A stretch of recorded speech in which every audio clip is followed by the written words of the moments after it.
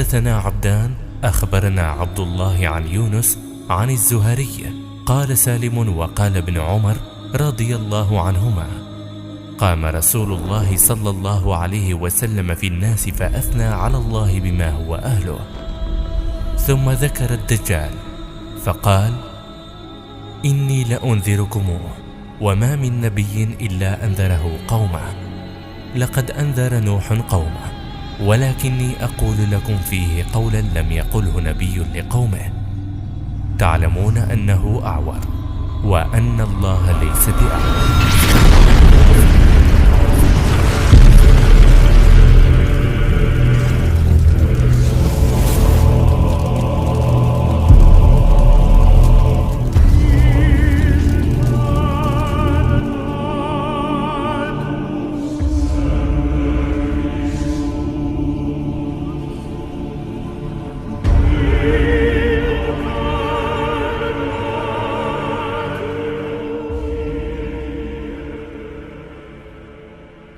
Bismillahirrahmanirrahim.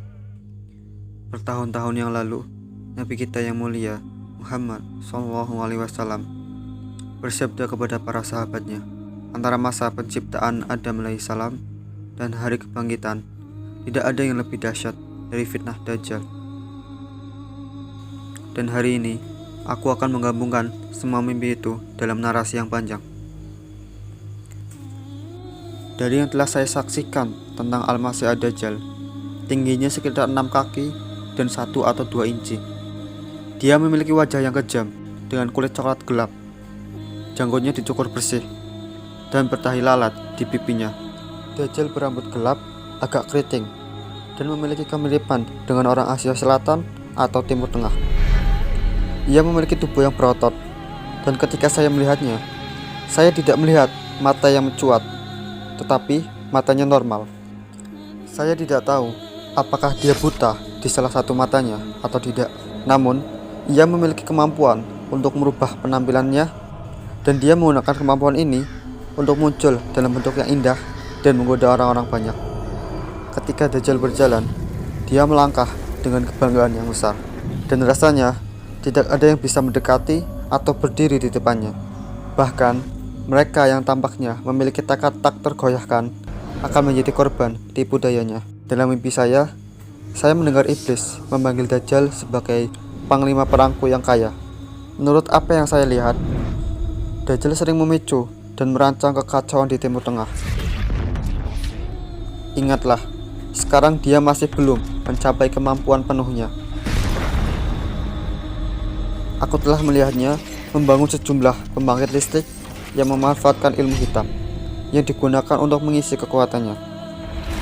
Dalam suatu mimpi, aku telah melihatnya melakukan ritual-ritual aneh melalui penggunaan tengkorak yang digunakan untuk mengumpulkan kekuatan magis dan menyimpannya dalam tangki yang berfungsi sebagai tempat penyimpanan, mirip seperti yang Anda lihat pada penyihir dan pesulap. Dalam salah satu mimpi, saya mendengar Dajjal berkata, "Sebentar lagi kekuatanku bertambah, dan aku akan memperoleh kekuatan yang baru. Aku akan menebarkan ketakutan dan seluruh dunia akan menyerah kepadaku. Kalau tidak, aku akan membunuh mereka." Mungkin ini isyarat untuk sesuatu hal yang buruk. Allah lebih mengetahuinya. Bagi saya, nampaknya Dajjal menunggu untuk mengumpulkan kekuatan yang cukup sampai dia siap untuk muncul ke dunia. Dan dia mendapatkan kekuatan ini dengan menggunakan pembangkit listrik berkekuatan magis. Saya tidak yakin apakah pembangunan kuil ketiga adalah bagian dari ritual untuk mendapatkan lebih banyak kekuatan. Allah lebih mengetahuinya.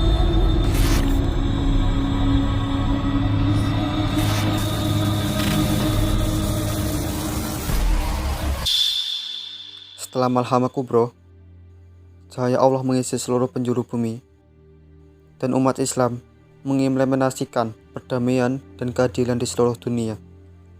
Dan kedamaian ini terus bertahan selama 1 dekade. Selama masa kedamaian ini, tentara Muslim membangun teknologi canggih serta persenjataan berat dan teknologi untuk mempersiapkan perang melawan Dajjal. Sementara umat bersiap untuk menghindari cobaan ini, orang-orang kafir menunggu kedatangan Dajjal. Ketika Dajjal muncul di muka umum, dia mampu dengan cepat menaklukkan seluruh dunia yang menyebabkan umat muslim menjadi resah karenanya. Dajjal mengaku bahwa dia adalah Tuhan, dan dia dengan mudah mengambil hati orang banyak dan memperkuat klaimnya dengan menggunakan kekuatan jahatnya. Dajjal menipu banyak orang, dan orang-orang yang lemah imannya akan mulai bergabung dengannya dengan cepat. Banyak orang telah menanya saya apakah Dajjal menggunakan teknologi atau bantuan jin untuk melakukan mukjizat palsunya. Dari apa yang telah saya lihat, Dajjal akan bisa melakukan kemahiran supranaturalnya melalui penggunaan ilmu hitam. Itu semua karena ketetapan Allah, bahwa dia dapat melakukan kekuatan seperti itu, dan dia sudah pasti menjadi cobaan besar bagi umat manusia. Dalam mimpi, saya diberitahu bahwa kemahiran supranatural yang kita lihat di film dan televisi akan dengan mudah dilakukan oleh Dajjal. Dajjal menjanjikan sebuah surga di atas dunia kepada orang-orang.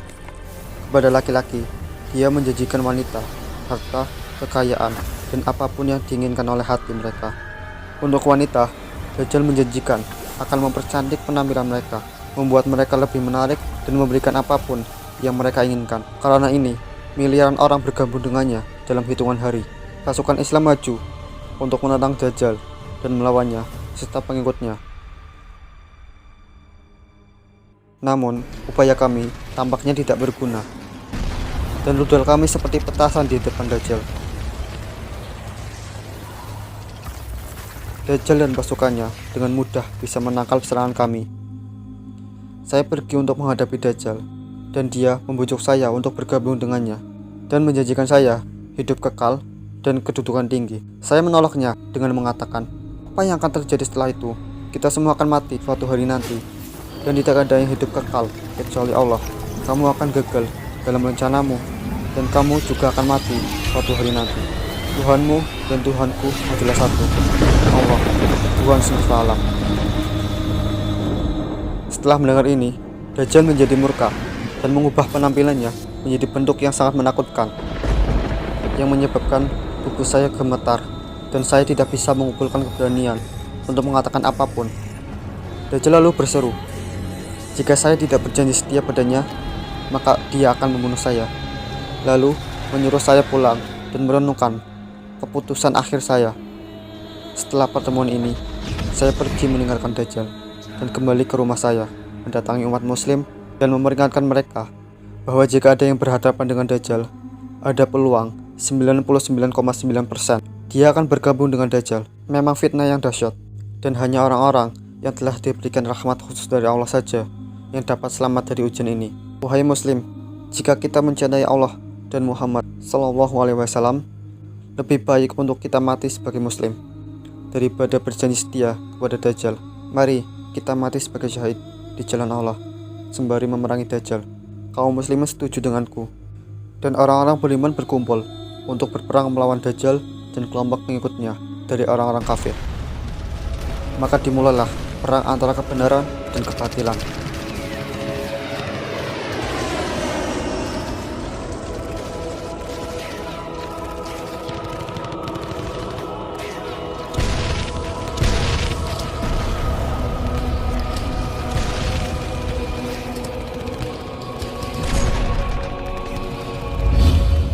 Saya melawan Dajjal menggunakan nur Allah di jari telunjuk saya dan menyerangnya untuk mengalihkan perhatiannya sehingga dia tidak menggunakan kekuatannya pada tentara muslim. Saya terus melawan Dajjal sehingga umat muslim dapat memberikan kerusakan sebanyak mungkin ke tentara Dajjal. Karena cahaya Allah, saya mampu bertarung dengan Dajjal cukup lama. Namun, Dajjal sangat kuat. Di tengah-tengah pertempuran, cahaya Allah tiba-tiba menghilang dari jari telunjuk saya. Saya berkata pada diriku sendiri, Qasim, sebaiknya menjauh dari sini. Saya mulai menghindari Dajjal dan berusaha untuk mundur. Dan kemudian dengan rahmat Allah, saya mulai berlari di udara. Dan Dajjal menyusul saya dengan terbang, dan dia berteriak, Qasim, aku tidak akan membiarkanmu hidup hari ini. Dan Dajjal mengikuti saya ke sana dan melanjutkan serangannya.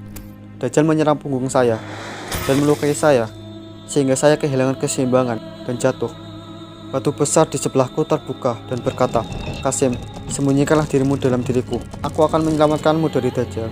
Aku menolak tawarannya, dan di saat itu Dajjal mendekatiku sambil berujar, Qasim, bersiap-siaplah untuk mati. Lalu aku memohon kepada Allah, Ya Allah, tolonglah aku. Kemudian lafaz Allah yang dipenuhi kobaran nur turun dari langit, dan kemudian Allah menyebabkan petir menerjang sisi gunung dan hancur berkeping-keping, yang kemudian menimbulkan suatu suara yang menakutkan. Setelah mendengar ini, Dajjal langsung pingsan dan terjatuh. Kemudian Allah menyembuhkan lukaku dan memberitahuku, Qasim, Dajjal hanya pingsan selama 4 jam dan dia akan bangun sesudahnya. Qasim, pergilah dari sini dan bersembunyi di tempat lain. Setelah itu, aku akan memberitahumu apa yang harus dilakukan selanjutnya. Dan jangan datang ke depan Dajjal selama aku belum mengizinkan. Aku pun berkata, sesuai yang engkau perintahkan ya Tuhanku. Dan saya menunjukkan rasa syukur kepada Allah yang telah menyelamatkan saya dari Dajjal. Dan kemudian, saya pergi ke tempat lain dan menyembunyikan diri saya, jauh dari pandangan dan jauh dari pikiran. Ketika Dajjal tersadar, dia tidak ingat dengan kejadian yang baru saja terjadi, dan dia percaya bahwa dia telah membunuhku. Dajjal kembali dan memamerkan kepada umat muslim bahwa dia telah membunuhku. Mendengar berita ini, tentara muslim menjadi berkecil hati dan kehilangan semangat, dan dengan itu Dajjal memulai misinya tanpa perlawanan, dan satu persatu umat muslim jatuh. Perang melawan Dajjal menelan korban jiwa ratusan juta orang. Kebanyakan mereka adalah muslim. Dajjal menegakkan sebuah gaya hidup penuh dengan tipu daya, perilaku haram, tindakan tercela, dan perzinahan. Intinya, sebuah kerajaan surga palsu di bumi untuk pengikutnya. Dan fitnah ini berlanjut 4 hingga 5 minggu sampai turunnya Nabi Isa alaihissalam. Di dalam mimpi, saya telah melihat Nabi kita yang mulia Isa alaihissalam turun dari langit. Ia tampak memiliki rambut yang hitam basah. Ia menyerupai orang Timur Tengah. Dan saya juga melihat sedikit orang muslim yang masih tersisa mulai tinggal bersama Nabi Isa alaihissalam setelah Allah menyelamatkan orang-orang beriman dari murka Ya'juj dan Ma'juj. Untuk informasi lebih lanjut, silahkan kunjungi situs web kami atau saluran kami. Semua tautan dapat ditemukan di deskripsi di bawah. Terima kasih. Wassalamualaikum.